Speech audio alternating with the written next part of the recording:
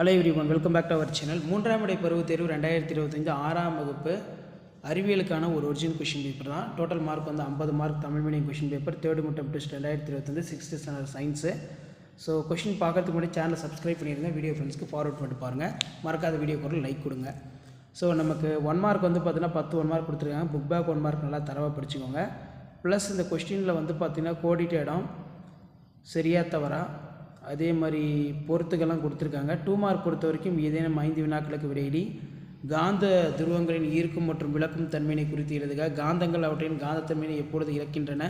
ஏதேனும் 4 நீர் மூலங்களை கூறு. ஆர்டிக் மற்றும் அண்டார்டிக் பகுதியில் உள்ள நீர்வாழ் விலங்குகள் எவ்வாறு உயிர் வாழ்கின்றன? சூழ்நிலை மண்டலம் வரையிறு. பின்வருவன உருவாக்கும் மாசுபாடுகளை எழுதுக. ஒலிபெருக்கி, நெகிழி. நீர்வாழ் உணவு சங்கிலிக்கு ஒரு எடுத்துக்காட்டு தருக. முக்கியமான வினா. அடுத்து பார்த்திங்கன்னா நமக்கு 5 மார்க்கு 2 × 5 10. காந்தத்தால் ஈர்க்கப்படும் பொருட்கள், காந்தத்தால் ஈர்க்கப்படாத பொருட்கள் ரொம்ப முக்கியம். மழைநீர் சேகரிப்பு என்றால் என்ன? வீடுகளில் மழைநீர் சேகரிப்பு எவ்வாறு நிகழ்கிறது என்பதை சில வாக்கியங்களில் குறிப்பிடவும். ஒலி மாசுபாடு குறிப்பு வரைக. ஸோ கண்டிப்பாக இந்த கொஸ்டின் பேப்பருடைய கொஸ்டினை நல்லா பார்த்துட்டு போங்க.